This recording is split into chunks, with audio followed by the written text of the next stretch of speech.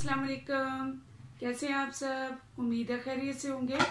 तो चूँकि हम ग्रामर के टॉपिक्स को टच कर रहे हैं और उन पर बात कर रहे हैं, तो आज हमारा टॉपिक है हरूफ का बयान। हर्फ इस्तेमाल कैसे होते हैं और किन सूरतों में इस्तेमाल होते हैं। तो आइए देखते हैं। हरूफ जार इस्म को इस्म के साथ मिलाने के लिए, मतलब नाम को नाम के साथ, किसी भी चीज को किसी चीज के साथ, फाइल को फेल के साथ, फाइल काम करने वाले को कहते हैं और वो जो काम कर रहा है उसके साथ मिलाने के लिए हरूफ जार इस्तेमाल होते हैं। कौन से? में, से, पर, तक, नीचे, ऊपर, अंदर, बाहर, जो भी वो कनेक्टिविटी के लिए इस्तेमाल होते हैं उनको हरूफ जार कहते हैं।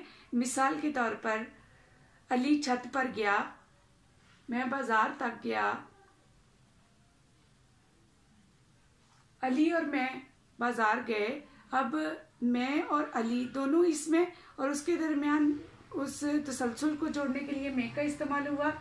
ऊपर से नीचे तक हॉल खाली ही था, तो उसमें दोनों यूज हो गए, ऊपर और नीचे।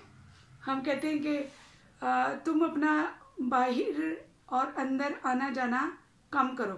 तो अब जुमला अगर अंदर और बाहर निकाल दिया जाए तो डेफिनेटली वो सूरत हाल नहीं रहेगी कि जुमला कंप्लीट हो सके। तो अगला है हरूफ अत्फ।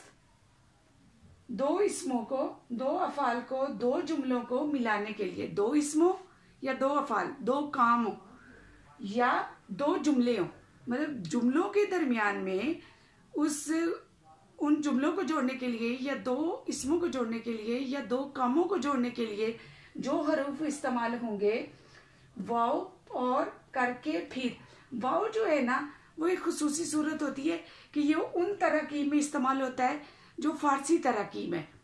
शामो सहर, सुबह शाम, और किताब और कलम। अब किताब और कलम वो दोनों इसमें और उनके दरमियान में और का इस्तेमाल हुआ है। मैं ये काम करके फिर आता हूँ। अब फिर का वहाँ मतलब और है, और करके दरमियान को जुमले को जोड़ता है। उम्मीद है आप लोगों को ये वीडियो पसंद आई होगी। इसे लाइक कीजिए, शेयर कीजिए और सब्सक्राइब कीजिए।